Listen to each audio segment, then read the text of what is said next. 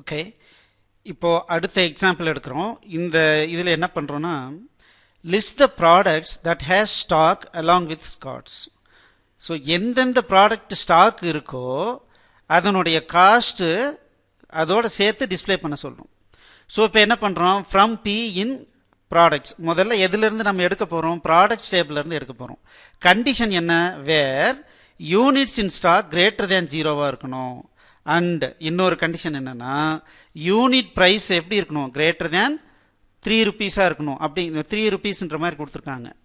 தென் select B, அந்த மாதிரி இருக்கிறத மட்டும், அந்த ப்ராடக்ட்ஸை மட்டும் செலக்ட் பண்ணுறோம். இங்கே லூப்பிங் பண்ணுறோம். இங்கே லூப்பிங் பண்ணி ப்ராடக்ட் நேமையும் ப்ரைஸையும் டிஸ்பிளே பண்ணுறோம். ஸோ இப்போ நான் என்ன பண்ணிட்டேன்னா, இங்கே செகண்ட் இதை வந்து கமெண்ட் பண்ணிவிட்டு தேர்ட் ஆக்டிவேட் பண்ணியிருக்கேன். இப்போ நான் இதை ரன் பண்ணுறேன்.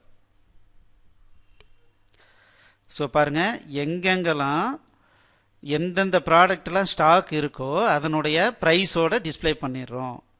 சரிங்களா? ஸோ இது உங்களுக்கு புரிஞ்சிருக்கும்னு நினைக்கிறேன். இது சிம்பிள் தான்.